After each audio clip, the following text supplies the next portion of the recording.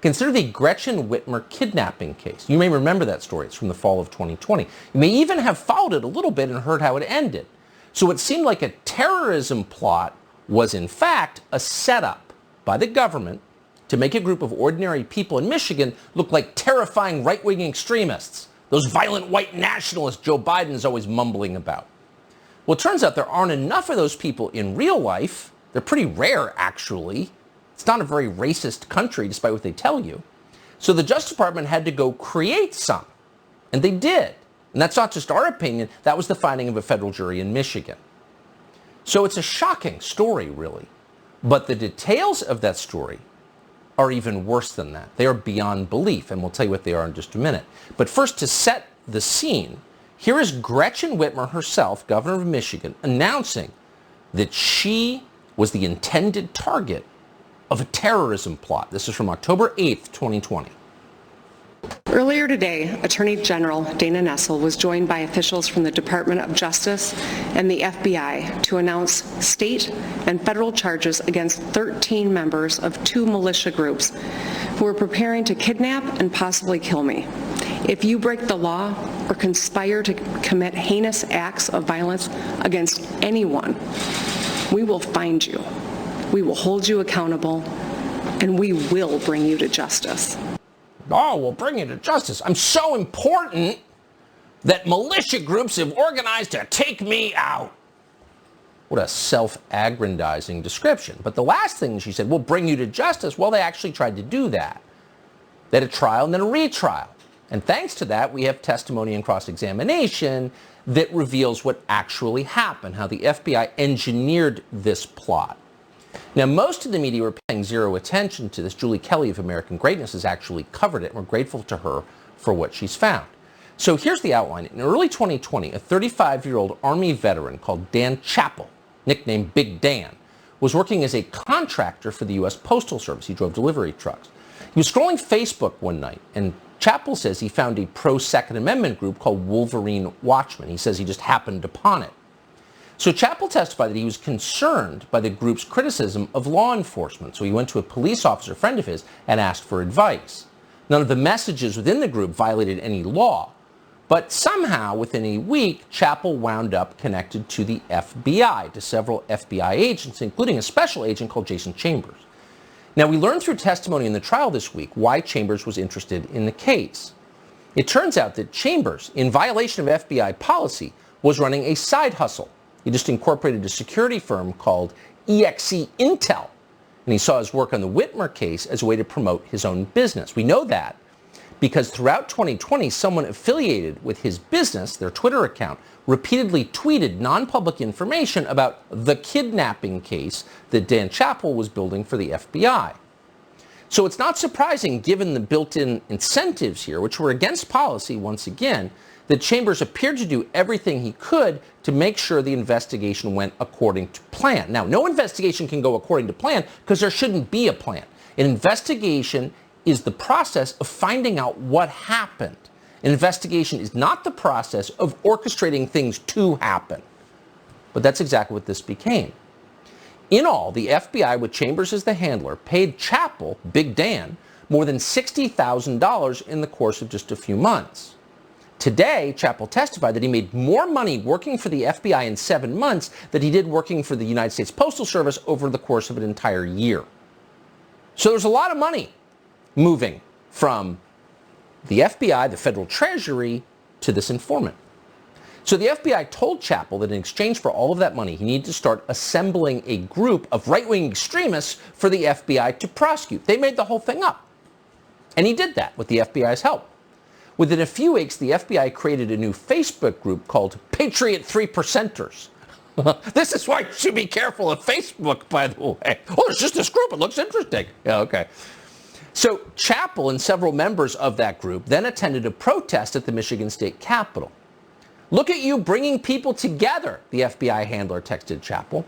Now, throughout that protest, which didn't look a whole lot different from the January 6th protest, Chappell kept in touch, close touch with federal agents. He informed the feds that a 37-year-old man called Adam Fox was at the state capitol during the protest. Now, Adam Fox was got to be one of the least powerful people in our society. He lived alone with his 2 dogs in the basement of a vacuum repair shop. Why? Because he had no money whatsoever. In fact, he had so little money that in order to get running water to brush his teeth or use the bathroom, he had to go to a nearby Mexican restaurant and use their men's room. So Chappell began texting this diabolical mastermind, Fox, hundreds of times. But Fox seemed inherently moderate, actually. He wrote things like this, quote, "Our goal is to restore the constitutional republic." Fox also said, quote, "In our hearts and minds, we are not domestic terrorists." Oh, sounds very dangerous. So based on those text messages, the FBI gave Chappell more instructions. They provided Chappell with several $5,000 limit credit cards, and they told him to give those credit cards to Fox and tell him to spend it on guns and ammunition. So Fox, despite the fact he had no money at all, he had to use the men's room in a Mexican restaurant to brush his teeth, refused. On 5 separate occasions, he refused to take the credit cards to buy guns and ammunition. Then, what a terrorist. Then in July of 2020, Chappell suggested that Fox and others fire rounds into the governor's mansion as well as at her cottage. But the alleged plotters, including Adam Fox, again refused. They didn't want to hurt the governor. Ultimately, in August of 2020, the group started to splinter. Chappell and other informants were instructed to keep the group together. No! Keep it together! Keep the threat real! So they introduced another undercover agent who pretended to be an explosives expert. He showed the group a video of a bomb that blew up a vehicle to prove he knew what he was doing. Where'd that video come from? Well, it was made by the FBI. Is this shaking your confidence a little bit? These details are real, by the way. They came out at trial. Then the Bureau recruited a convicted felon and a longtime FBI informant called Stephen Robson to introduce a new idea to Fox as well as to Barry Croft. This time, the idea was to kidnap Gretchen Whitmer. Robson, with the FBI's money, organized several events, including a national militia conference in Ohio, training in Wisconsin, and a meeting in Delaware. FBI orchestrating all of this. On July 18th, 2020, at one such militia meeting, again, organized by the FBI, when they tell you, oh, right-wing extremists. In this case, they created them. So at this militia meeting, an alleged plotter called Ty Garbin rejected out of hand the idea of kidnapping Gretchen Whitmer. Didn't want to do it. No, I don't think so. Kidnap the governor? No, we're not crazy. We just want a constitutional republic. Okay. Then the topic came up again in August. And then another defendant called Daniel Harris was equally adamant. No snatch and grab, he said. I swear to effing God. So clearly, they said it emphatically, out loud, explicitly, these are people who are not interested in kidnapping Gretchen Whitmer, the governor of Michigan. But the FBI kept pushing. The FBI informants drove the defendants to Gretchen Whitmer's home. Then they suggested killing the governor of Virginia, also a Democrat. On September 5th, 2020, FBI Special Agent Jason Chambers texted Chappell, quote, "Mission is to kill the governor specifically." What country is this? To pressure one of the defendants, a man called Barry Croft, into doing that, one FBI agent admitted this week that a female informant slept in the same hotel room as Croft. It was a honey trap. FBI agents also testified this week that they regularly got high with Adam Fox. They smoked weed with Adam Fox. They said he was so high, in fact, he was high in all of his meetings with them. Again, that's against FBI policy. You can't just give drugs to people and hope they do something bad. Well, after all of this failed to produce a kidnapping plot, it fell on yet another FBI agent called Richard Trask to build the criminal case against the defendants. Now, that same year, Trask, who has now been convicted of beating his wife, called Donald Trump a piece of excrement on social media. Really? Yeah. Just nonpartisan federal bureaucrats, public servants doing their job.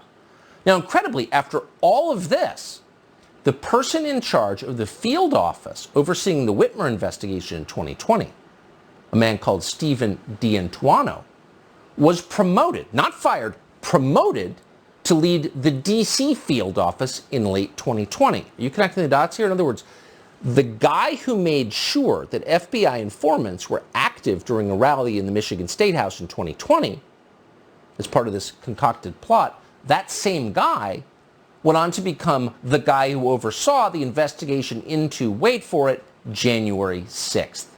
The election justice protest they're calling an insurrection. But just remember, don't ask whether the FBI used informants to entrap anyone on January 6th. No, you can't do that, or else you're an insurrectionist yourself. Nor are you allowed to ask why Stephen D'Antuono's agents were involved in the raid on Mar-a-Lago, even though that's in Florida and he's in Washington. Because it turns out questions like this are hate speech. Watch.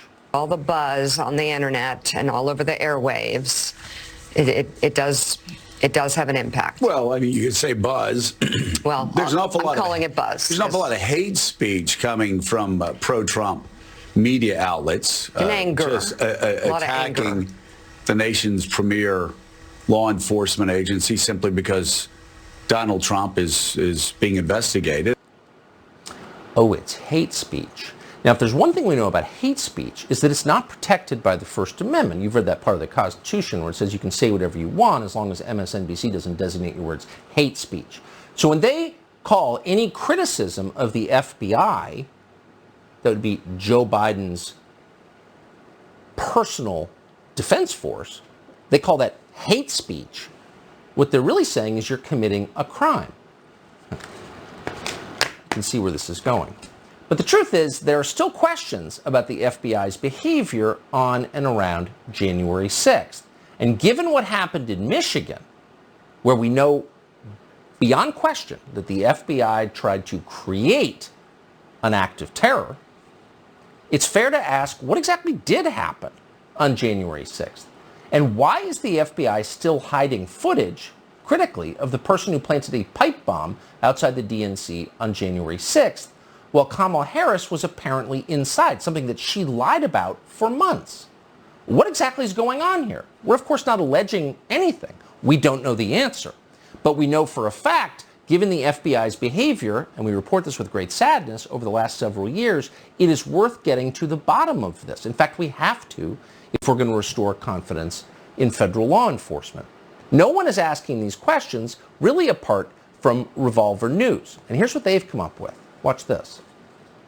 Camera 1 shows the pipe bomber walking up to the DNC grounds at roughly 7:40 p.m.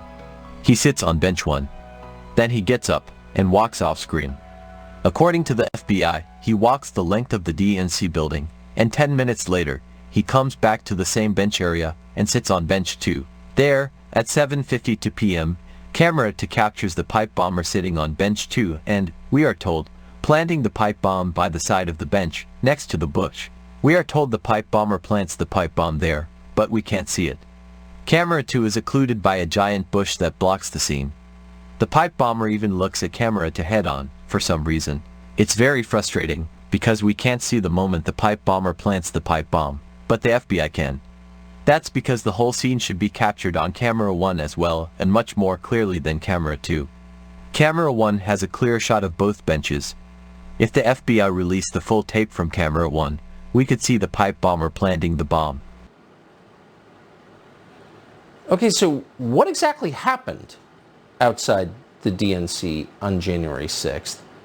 And why is no one asking that question? And why has the Department of Justice not told us? We've heard everything they want us to know about January 6th. Why not more about this? Darren Beatty of Revolver News is one of the few people who is pressing for answers. He joins us tonight. Darren, thanks so much for coming on. So will you explain to us, for those who may have been confused by the tape, which was that we just played that was evocative, raised questions, what do you think what is going on here? What does this add up to? Well, first, what it definitively shows, this piece at revolver.news available right now, shows definitively and without question that the FBI is withholding, hiding, concealing from the public critical footage of the pipe bomber actually planting the bomb, actually placing the bomb down. And the question is, why would they do that? Why would they hide precisely the piece of footage that would be most likely to help them get the public to catch and identify the perpetrator? And furthermore, given that we know that they're hiding this footage, and that the bomb was placed outside of the Democrat National Committee building, allegedly by some MAGA Trump supporter January 6 pipe bomber, why aren't Democrats demanding to Merrick Garland, to Stephen D'Antuono, to Christopher Wray that they release this piece of critical footage? What do you think the answer? I mean, that is so bizarre. I mean, they're constantly telling you that right-wing extremists are the great terror threat that we face. So here you have a case where somebody actually did put a pipe bomb outside the DNC, and they don't seem interested in finding out who it was? That does not make sense at all. It doesn't make sense at all. And look, if people read the full piece at Revolver News, you'll see that this is just one of many absolutely mind-blowing coincidences related to the pipe bomb situation. Keep in mind, we know this pipe bomb that was allegedly planted the evening before wasn't discovered until after the RNC pipe bomb was discovered at 12:40. That means there was an entire morning of people walking by, of pedestrians, of motorists, of DNC security who didn't see it, and even the Secret Service itself, which we know by reports swept the area, checked entrances. The pipe bomb was placed just feet away from an exit to the DNC building, and the Secret Service missed it. And they missed it so that the actual pipe bomb would first be discovered at the RNC, discovered at 12:40. And so when it was reported, the Capitol Police responded to it just a minute before that first and decisive assault on the Capitol perimeter. So everything was timed in just such a remarkable fashion as to be, frankly, unbelievable. And I think everyone needs to pose these questions very directly and very forcefully to Merrick Garland, to Christopher Wray, and to Stephen D'Antuono, because we really need answers at this point. And to Liz Cheney, why is the January 6th committee not interested in this? I don't know what the answer is, but it's certainly bizarre. Darren Beattie, thanks for your reporting on this.